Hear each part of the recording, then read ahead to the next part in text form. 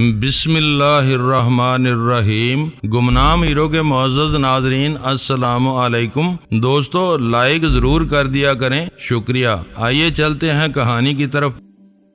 دونوں طرف ٹریفک رک چکا تھا، لوگ گاڑیوں سے اتر کر ڈاج کے دڑا دڑ جلنے کا منظر دیکھ رہے تھے۔ جلال کی گاڑی سب سے آگے تھی، اس نے انجن اسٹارٹ کیا اور ڈاج کی بھڑکتی ہوئی چتا کی بائیں جانب سے آگے نکلتا چلا گیا۔ ڈاج میں بہت خوفناک آگ لگی تھی، سب جل کر راکھ ہو گیا تھا۔ میرے لیے وہاں کچھ نہیں بچا تھا، اس نے اپنی پوری کہانی ختم کرنے کے بعد افسردگی سے سر ہلاتے ہوئے کہا۔ میں وہاں سے سیدھا تم لوگوں کی طرف چلا آیا تاکہ اپنے دل کا بوجھ کچھ ہلکا کر سکوں۔ تم ڈاج کے بالکل پیچھے تھے، تمہیں کچھ تو اندازہ ہوا ہوگا کہ اس میں آگ کیسے لگ گئی؟ میں نے نرمی سے پوچھا۔ پہلے میں سمجھا تھا کہ اس کا انجن پھٹ گیا، لیکن وہ انجن پھٹنے کی آواز نہیں تھی، بہت زبردست بارودی دھماکہ تھا۔ پھر آتش گیر مواد گاڑی میں چھپایا گیا ہوگا، بیرا نے رائے دی۔ وہ لوگ خیریت سے واپس لوٹ جاتے تو اس مواد کو خاموشی سے نکال لیا جاتا۔ ان کا کھیل بگڑ گیا تھا، تم مسلسل پیچھا کر رہے تھے، ان کے بچنے کی کوئی راہ باقی نہیں رہی تھی۔ اس واقعے کی لمحہ بے لمحہ رپورٹ لینے والے نے کہیں ریموٹ کنٹرول کا ایک بٹن دبایا اور ڈاج اپنے سواروں سمیت بارودی دھماکے سے اڑ گئی۔ بن ڈیوڈ پر برا وقت آیا ہوا ہے، وہ خود رپوش ہے، ایسی زبردست تیاری اس کے بس کی بات نہیں تھی۔ میں نے کہا اس کی انڈور امریکی ایجنسیاں ہلا رہی ہیں، ویرا بولی۔ یہ ان کا خاص طریقہ واردات ہے، اپنے کسی آدمی سے ان کو کوئی سنگین خطرہ درپیش ہوتا ہے تو وہ خاموشی سے اسے مروا کر وہ گناہ کسی اور کے سر مانڈ دیتے ہیں۔ یہ بات زیادہ دیر تک پردہ راز میں نہیں رہ سکے گی۔ میں نے ڈاج کا نمبر نوٹ کر لیا تھا، میں پتہ چلاؤں گا کہ اس کا مالک کون ہے، جلال نے کہا۔ شاید اس مشقت سے کچھ بھی حاصل نہ ہو، میں نے مایوسی سے کہا۔ گاڑیاں اوپن لیٹر پر بار بار بک چکی ہوتی ہیں، ان کا رجسٹریشن پرانے مالک کے نام پر ہوتا ہے، اکثر اوقات آخری مالک تک پہنچنا دشوار ہو جاتا ہے۔ یہ بات تم بھی اچھی طرح جانتے ہو۔ سب کچھ جانتا ہوں، لیکن اس وقت میرا ذہن معوف ہے۔ مایوسی اور بے بسی کے احساس نے سوچنے سمجھنے کی صلاحیت سلب کر لی ہے۔ وہ پھیکی اور بے جان مسکراہٹ کے ساتھ بولا۔ تم بلا وجہ بد دل ہو رہے ہو، میں تمہیں اتنا جذباتی نہیں سمجھتی تھی۔ ویرا نے اسے سمجھانا چاہا۔ بڑی لڑائیوں میں ایسا ہوتا رہتا ہے، یہ سب بن ڈیوڈ کے نام پر ہو رہا ہے، وہ ہاتھ آ گیا تو میں اس کا حشر خراب کر دوں گا۔ وہ غصے سے مٹھیاں بھینچ کر بولا۔ C9 کی تلاش پر آدمیوں کی تعداد بڑھاؤ، وہ وہیں سے ہاتھ آ سکتا ہے، میں نے مشورہ دیا۔ ڈینی نے صحیح مسئلے کی نشاندہی کی ہے، ویرا نے پرزور انداز میں میری تائید کی۔ راہ والوں کا نام و نشان مٹ چکا ہے، اب تمہیں یکسو ہو کر بن کے پیچھے لگ جانا چاہیے۔ مجھے اپنے آدمیوں سے ڈاج کے بارے میں رپورٹ مل جائے تو میں کچھ کرتا ہوں، اس نے پرعزم لہجے میں کہا۔ وہ گفتگو جاری تھی کہ فون کی گھنٹی بجنے لگی۔ میں نے ریسیور اٹھایا تو دوسری طرف سے اول خان بول رہا تھا۔ مبارک ہو، میرے آدمیوں نے C9 کا سراغ لگا لیا ہے اور عمارت کی نگرانی شروع کر دی ہے۔ جلال سے بات یا ملاقات ہو تو پوچھ لینا کہ اسے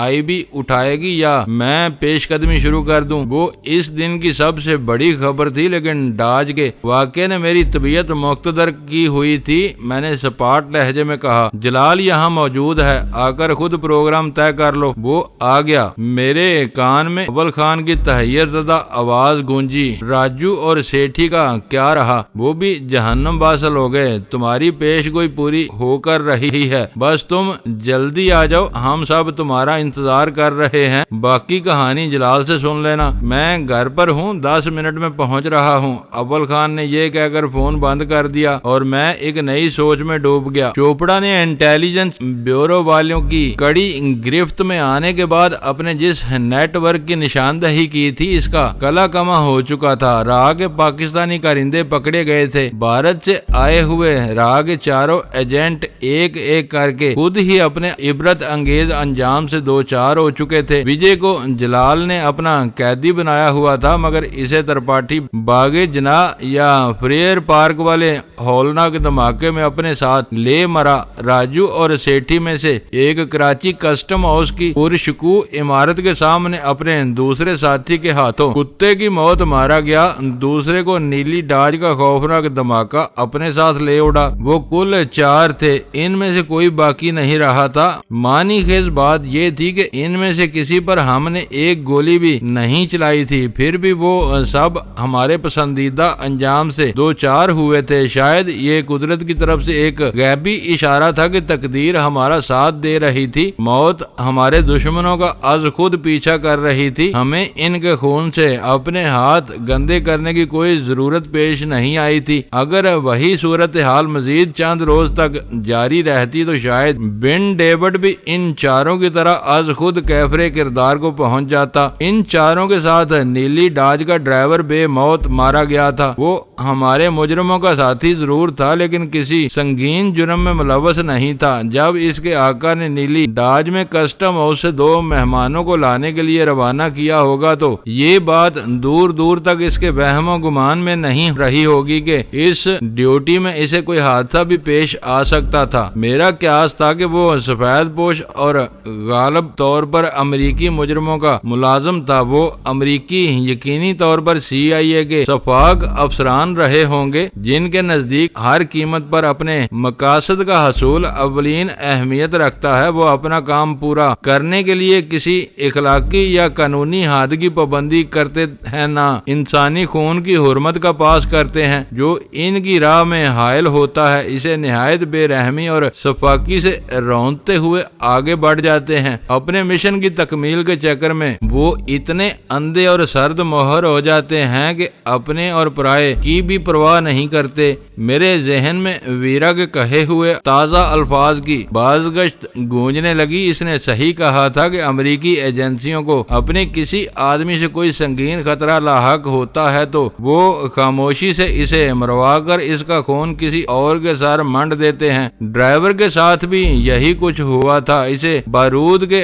ढेर पर सवार करके कराची कस्टम हाउस की तरफ रवाना कर दिया गया। वो मिशन बहुत अहम था। ड्राइवर को राग 2 गाग एजेंटों को अपने साथ किसी नामालूम मुकाम पर ले जाना था, जहां बिन डेविड की ख्वाहिश के मुताबिक इन्हें तबाहकुन हथियारों की एक नई खेप फराहम की जानी थी, जिसके जरिए वो कराची में कत्लो गारतगरी का बाजार गर्म कर सके। मैंने जितना गौर किया वीरा की राय से इसी कदर मुतफिक होता चला गया। अव्वल खान की आमद से पहले जलाल के ऑपरेटर्स पर इसके लिए कॉल आ गई। इस दरमियान में इसके आदमियों के दरमियान भी कोई मुकालमा नहीं हुआ था। सर आग बुझा दी गई है, गाड़ी की पिछली सीट के चीथड़े उड़ गए हैं। इसके आदमी ने इस तरफ से जवाब मिलने पर किसी तमहीद के बगैर रिपोर्ट दी। एक्सपर्ट क्या कहता है? जलाल की आवाज से फिक्रमंदी मतरशा थी। कम से कम 5 किलोग्राम बारूदी कुव्वत का मवाद पिछली सीट के नीचे छुपा हुआ था, जिसे रिमोट कंट्रोल के जरिए चलती कार में उड़ा दिया गया। धमाका पेट्रोल की टैंकी के साथ हुआ था। बारूद फटते ही पेट्रोल ने आग पकड़ ली। कार में 2 लाशें मौजूद हैं जो जलकर बुरी तरह मसक हो गई हैं। लाशें सालम हालत में मिली हैं। जलाल की आवाज में हल्की सी हैरत औद कर आई। धमाके से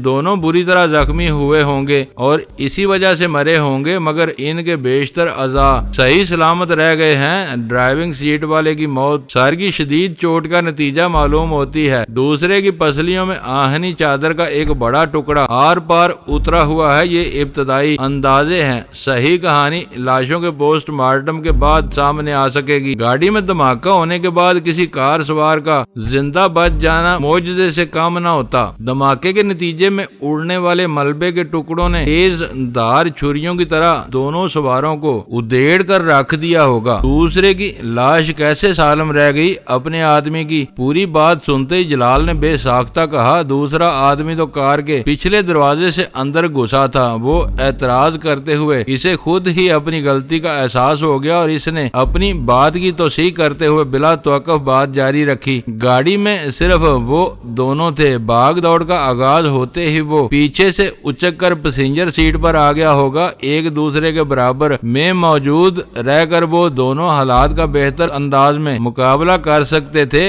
लाशें अगली नशिस्तों से मिली होंगी। नशिस्तें क्या, बस पिचके और झुलसे हुए आहनी فریم رہ گئے تھے۔ آثار اس بات کی کھلی تائید کر رہے ہیں کہ وہ دونوں آگے بیٹھے ہوئے تھے۔ بولنے والے انداز و لب و لہجے سے اندازہ ہو رہا تھا کہ وہ جلال کا ماتحت ضرور تھا، لیکن کوئی نہ کوئی ذمہ دار افسر تھا۔ ریموٹ کنٹرول والے نظریے میں کتنی جان نظر آتی ہے؟ جلال نے گہری سنجیدگی سے پوچھا۔ دھماکے کی صرف دو صورتیں ممکن تھیں۔ اگر یہ باغ جناح کے کل والے واقعے کی طرح خودکش بم کی واردات ہوتی تو ان دونوں میں سے کم از کم ایک کی لاش کے چیتھڑے بھی مشکل سے ملتے۔ دوسری صورت میں ریموٹ کنٹرول کی رہ جاتی ہے۔ گاڑی کے ڈھانچے سے کافی فاصلے پر آہنی چادر کا ایک جھلسا ہوا بکس ملا ہے، جس میں جلے ہوئے تاروں کا گچھا اور پگھلا ہوا پلاسٹک بھی موجود ہے۔ بم ایکسپرٹ کو کوئی شبہ ہے کہ دھماکے خیز مواد کا ریموٹ کنٹرول اسی بکس میں نصب تھا۔ دوسری جانب سے جواب آیا، اوکے دلاور، یہ بہت بڑی چوٹ ہو گئی۔ ان دونوں کو زندہ ہمارے ہاتھ آنا چاہیے تھا۔ ہاتھ آنے میں کوئی کسر باقی نہیں رہی تھی۔ میں آپ کی گاڑی کے پیچھے اسکوٹر پر آ رہا تھا۔ مجھے امید تھی کہ کہیں بھی آپ نیلی ڈاج کو روکیں گے اور ہم دونوں کو گھیر لیں گے۔ اس دھماکے کے بارے میں سوچ بھی نہیں سکتا تھا۔ سڑک پر برق رفتاری سے دوڑتی ہوئی گاڑی اچانک شعلوں کی چتا میں بدلی تو میں بونچ کر رہ گیا تھا۔ جلال نے دعائیہ کلمات کے ساتھ اس کال کا سلسلہ ختم کر دیا۔ اور کچھ ہو یا نہ ہو، یہ بات کھل کر سامنے آ گئی کہ بن ڈیوڈ اور اس کے سرپرستوں کو اپنے اوپر اعتماد نہیں ہے۔ وہ ہر قدم ڈرتے ہوئے اٹھا رہے ہیں۔ بیرا نے ایک گہرا سانس لے کر کہا، اتنی بڑی بات تم نے اتنی آسانی سے کیسے کہہ دی؟ سلطان شاہ نے فوراً اعتراض جڑ دیا، سامنے کی بات ہے۔ ویرا اس کے لہجے کو ذرا بھی اہمیت دیے بغیر بے پرواہی سے بولی، انہیں اپنے مشن کی کامیابی کا پورا یقین ہوتا تو وہ نیلی ڈاج میں ریموٹ کنٹرولڈ بارود بھر کر نہ بھیجتے۔ ڈرائیور مقررہ وقت پر وہاں پہنچتا اور راہ والوں کو اپنے ساتھ لے جاتا۔ انہیں ڈر تھا کہ ہم یہ گٹھ جوڑ ناکام بنا سکتے ہیں۔ شاید اسے ان کی بے اعتمادی سے زیادہ ان کی محتاط روی کہنا چاہیے۔ جلال نے میرے دل کی بات کہہ دی۔ وہ بہت گاگ اور مکار ہیں، بساط پر معمولی مہروں کو حرکت دیتے ہوئے بھی پوری 64 خانوں پر نظر رکھتے ہیں۔ اپنی احتیاط کی وجہ سے انہوں نے اس بار ہمارا جال کی ہر ڈوری کاٹ دی اور ہم ہاتھ ملتے رہ گئے۔ یہ سوچا بھی نہیں جا سکتا تھا کہ وہ اپنے آدمیوں کو خود مار ڈالیں گے۔ سلطان شاہ اپنی بات پر اڑا رہا، وہ سب کچھ کر گزرنے کے اہل ہیں۔ ویرا کے لہجے میں ہلکی سی تلخی آ گئی۔ امریکہ میں لوگ آج بھی اپنے صدر جان ایف کینیڈی کے قتل کی واردات کا ذکر کرتے ہیں۔ ان کی ایک قابل لحاظ تعداد کو آج بھی پوری نیک نیتی سے یقین ہے کہ کینیڈی کا برسر عام اور شفاقانہ قتل اس کی اور CIA کی چپکلش کا شاخسانہ تھا۔ روس اور امریکہ کی بدترین سرد جنگ کے اس دور میں CIA نے امریکی صدر کو اپنے ملک کے لیے سیکیورٹی رسک سمجھتے ہوئے مروا دیا۔ تم یہ باتیں اتنے اعتماد سے کرتی ہو جیسے وائٹ ہاؤس میں پل بڑھ کر جوان ہوئی ہو۔ سلطان شاہ نے اس پر گہرا طنز کیا۔ میں وہاں نہیں رہی، لیکن میرے باپ کو کسی روک ٹوک کے بغیر ہر وقت صدر تک رسائی کی آزادی حاصل تھی۔ میرا نے فخر سے بتایا، یہ نہ بولو کہ جمی لائٹ کو وائٹ ہاؤس کی اندرونی گزرگاہ پر کسی نادیدہ رائفل کا نشانہ بنایا گیا تھا، اور تمہارے ابا حضور تمہیں امریکی صدر سے ہونے والی پوری گفتگو سے آگاہ کر دیا کرتے تھے۔ سلطان شاہ بولا، سب کچھ نہیں تو بہت کچھ میرے علم میں ضرور آ جاتا تھا۔ ویرا آسانی سے شرمندہ ہونے والوں میں سے نہیں تھی۔ جو بات کہہ گزرتی تھی آخری دم تک اس کا دفاع کرتی تھی۔ بڑے اور دیدہ دلیر مجرم اپنی داغ بٹھانے کے لیے ایسی افواہیں پھیلاتے رہتے ہیں۔ مقتدر لوگوں سے ان کے قریبی مراسم کی سینہ بہ سینہ چلنے والی کہانیاں دوسروں کو ان سے خوفزدہ کیے رکھتی ہیں اور انہیں اپنا کام آگے بڑھانے میں کوئی بڑی دقت پیش نہیں آتی۔ اس وقت سلطان شاہ کو بھی دور کی سوج رہی تھی۔ چند ثانیوں کے لیے ویرا کے چہرے کا رنگ متغیر ہو گیا۔ اس سے پہلے کہ وہ سلطان شاہ کے جواب میں پھٹ پڑتی، میں نے بات سنبھال لی اور سلطان شاہ سے کہا، یہاں تم سے غلطی ہو رہی ہے۔ تم بھول رہے ہو کہ شی کی تخلیق امریکہ کے ایوان صدر میں ہوئی تھی اور سپر آئی مین صدر خود نامزد کرتا تھا۔ مجھے سب معلوم ہے، لیکن ویرا کے لیے کوئی تو جواب ہونا چاہیے۔ اس نے جل کر کہا۔ سلطان شاہ کے جوابی لہجے پر غزالہ ہنس پڑی۔ جلال کے ہونٹوں پر بھی ایک بے جان مسکراہٹ پھیل گئی تھی۔ تم جو چاہو کہتے رہو، میری صحت پر کوئی فرق نہیں پڑے گا۔ ویرا کسی قدر جذباتی لہجے میں بولی، ڈینی درست کہہ رہا ہے، آئی مین اور سپر آئی مین ہونے کے لیے ایک یا دو سلور آئیز کا ہونا کافی ہے۔ ان کے سہارے ایک بزدل چوہا بھی شی کے اصل کارندوں سے اپنا اختیار منوا سکتا ہے۔ شی کی سربراہی کچھ اور معنی رکھتی تھی۔ جمی لائٹ کو امریکہ کے صدر نے شی کے سربراہ کے منصب پر مقرر کیا تھا اور پھر صدر کے اشارے پر جمی لائٹ کو مار دیا گیا۔ اسی کے ساتھ شی کا وہ سنہرا دور ختم ہو گیا۔ اب شی نہیں رہی۔ یہاں بن ڈیوڈ جیسا چھچورا اس کی سربراہی کا خواب لے کر آیا ہے۔ میرے لیے یہ تصور ہی اذیت ناک ہے کہ بن اس طرح میرے مرے ہوئے باپ کی عظمت کو داغدار کرتا پھرے اور میں ہاتھ پر ہاتھ درے تماشا دیکھتی رہوں۔ سلطان شاہ کے بشرے سے ظاہر ہو رہا تھا کہ ویرا کو کوئی چبھتا ہوا جواب دینے کے لیے اس کے دماغ میں کیڑے کل بلا رہے تھے، مگر اس وقت ویرا کو چھیڑنا قیامت سے کام نہ تھا۔ اس کے باپ نے عملی طور پر اس تعلیم اور تربیت میں بڑھ چڑھ کر حصہ لیا۔ اپنی زندگی میں اسے کبھی کسی مالی محرومی کا احساس نہیں ہونے دیا۔ حد یہ تھی کہ لڑک پن کی سرحد سے جوانی کے دور میں داخلے کے وقت وہ خود ڈان مرسیانو نامی نوابی اطالیق کا بحروب دار کر روم اور میلان کے اطالوی شبستانوں میں ویرا کو مردوں کا شکار کھیلنے کی تربیت دیتا رہا تھا، مگر اس نے اپنی پوری زندگی میں کبھی برسر عام ویرا کو اپنی جائز یا ناجائز بیٹی تسلیم نہیں کیا۔ اس کے باوجود ویرا کے دل میں اپنے باپ کے لیے بے پناہ پیار تھا۔ وہ اس کے بارے میں کوئی ناشائستہ یا تضحیک امیز بات برداشت نہیں کر سکتی تھی۔ میں نے ویرا کو عملی طور پر بہت قریب سے دیکھا تھا اور اس نتیجے پر پہنچا تھا کہ اس کا مزاج بالکل اپنے باپ پر گیا تھا۔ وہ دل ہی دل میں چپکے اپنے باپ سے محبت کرتی تھی، مگر سامنا ہونے پر سرکشی دکھاتی تھی، اس کے احکام سے سرتابی کرتی تھی۔ حد یہ تھی کہ جب شی کے خلاف میری کارروائیاں ایک حد سے تجاوز کر گئیں اور جمی لائٹ نے مجھے شی کا باغی قرار دے کر میرے قتل کا فرمان جاری کر دیا تو ویرا اپنے باپ سے بغاوت کر کے میرے ساتھ مل گئی۔ ان دنوں زیر زمین دنیا میں یہ کہانی زبانیں زیادہ عام تھی کہ جمی لائٹ کی بیٹی اپنے باپ کے بدترین دشمن پر مر مٹی ہے۔ ویرا کو اس بات کی ذرے کے برابر بھی پرواہ نہیں تھی دنیا اس کے بارے میں کیا کہہ رہی تھی۔ وہ زندگی بھر من مانیاں کرنے کی عادی رہی تھی۔ اس کے باپ نے خود اسے سکھایا تھا کہ کسی کے سامنے جھکنے کی بجائے اسے جھکانے کی کوششوں میں اپنی جان پر کھیل جانا ہر اعتبار سے باعث فخر و عزت ہوتا ہے۔ میرے معاملے میں اس نے اپنے باپ کی ایک نہ مانی اور اپنے دل کے فیصلے پر چل پڑی۔ جمی لائٹ سے اس کی بغاوت کے نتیجے میں ویرا کچھ بھی حاصل نہ کر سکی۔ اسے یہ زوم تھا کہ وہ اپنے باپ کے سکھائے ہوئے طور طریقوں سے کام لے کر مجھے بہت آسانی سے زیر کر لے گی۔ اس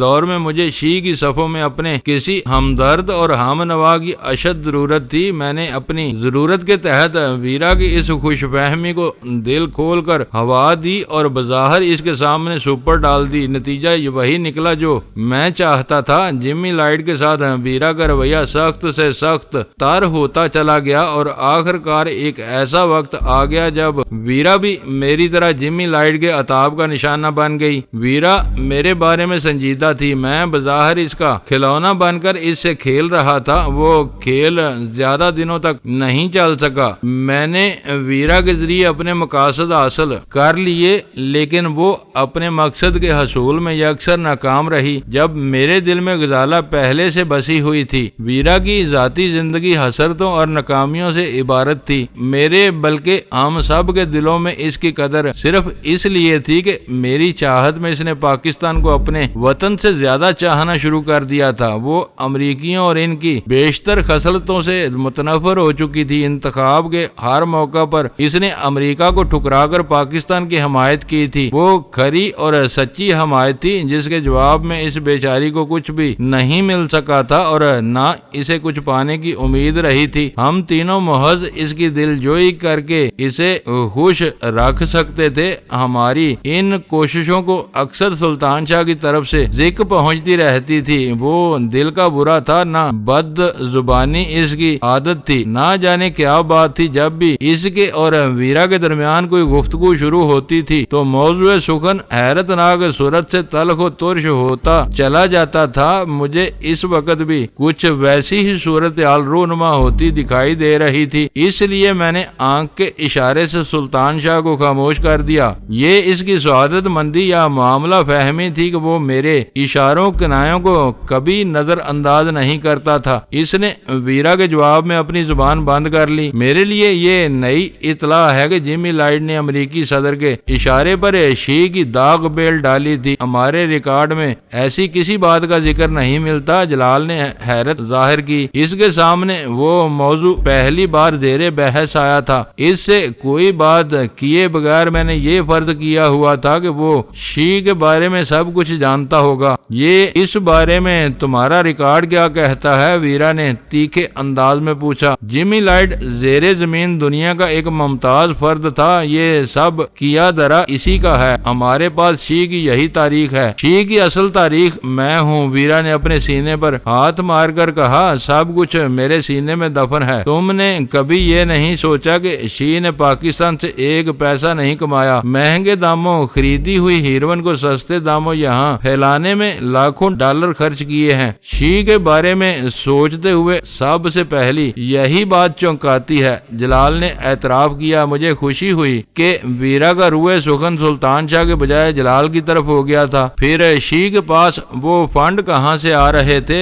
مجرم گھاٹے کی سرمایہ کاری کبھی نہیں کرتے، ویرا نے سوال کیا۔ اس بارے میں کئی نظریے ہیں۔ زیادہ تر قیاس یہ ہے کہ ایک مشہور امریکی فاؤنڈیشن امریکہ کی نئی نسل کو ہیروئن سے بچانے کے لیے شی کو بھاری سرمایہ فراہم کر رہی تھی۔ اس کی دیکھا دیکھی دوسرے خیراتی ادارے بھی شی کی مدد کر رہے ہوں گے۔ یہ افواہ حقائق کو چھپانے کے لیے پھیلائی گئی تھی۔ شی کو اصل سرمایہ امریکی صدر کے سیکرٹ فنڈ سے فراہم کیا جاتا تھا۔ اس فنڈ کا ریکارڈ ہوتا ہے، نہ آئینی طور پر اس کا آڈٹ ہو سکتا ہے، ویرا نے پرزور لہجے میں بتایا۔ ہو سکتا ہے صدر کے ایما پر خیراتی ادارے بھی ایسا کرتے ہوں۔ حیرت یہ ہے کہ امریکہ جیسے جمہوری ملک میں صدر کو ایسے اختیارات حاصل ہیں۔ یہ کوئی نئی بات نہیں ہے۔ سیکرٹ فنڈ ہر ملک میں ہوتا ہے۔ ان رقوم سے سیاسی مخالفین کو خریدا جاتا ہے۔ امریکہ میں طویل جمہوری تسلسل پایا جاتا ہے۔ وہاں حکومت کو کبھی اپنے 4 سالہ دور میں سنگین سیاسی مخالفت کا سامنا نہیں کرنا پڑا۔